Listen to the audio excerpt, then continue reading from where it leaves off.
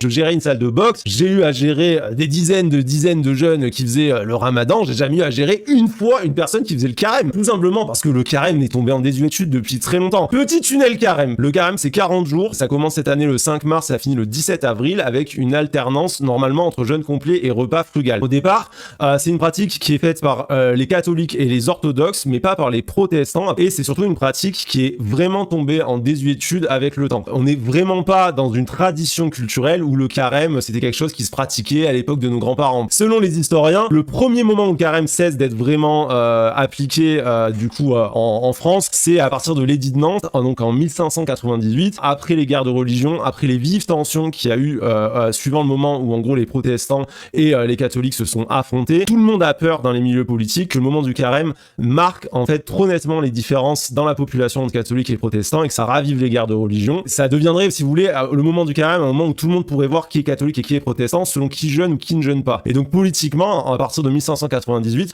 on va inciter les gens à faire le carême mais dans la discrétion, dans l'intimité du foyer et plus du tout comme un espèce de grand moment collectif et de partage. À la Révolution française, volonté de laïcité, donc on va interdire le carême, mais comme c'est un énorme bordel, personne va vraiment vérifier, donc la pratique se maintient sans vraiment disparaître, mais elle est à nouveau énormément diminuée. Elle revient un peu au 19e siècle, mais finalement elle disparaît à nouveau pendant les guerres mondiales, parce que l'église en fait ne veut pas interférer avec l'effort de guerre en affaiblissant les soldats. En gros, ce qui est intéressant là-dedans, je reviens à Thibaut, c'est que ce que dit Thibaut, en fait, c'est assez vrai, c'est que autant le ramadan est une pratique qui a une vraie force sociale et il y a une vraie pratique du ramadan à l'échelle nationale et à l'échelle internationale, de l'autre, quand bien même notre pays est fondé sur la chrétienté, donc où le carême a pu avoir une place importante, en réalité, la pratique a disparu d'elle-même. Ne pas parler du carême aujourd'hui, c'est pas d'en avoir rien à foutre des personnes chrétiennes, la vérité c'est que les personnes chrétiennes ne le font pas. Il y a bien quelques jeunes qui commencent à vouloir le refaire de manière un peu stricte et tout,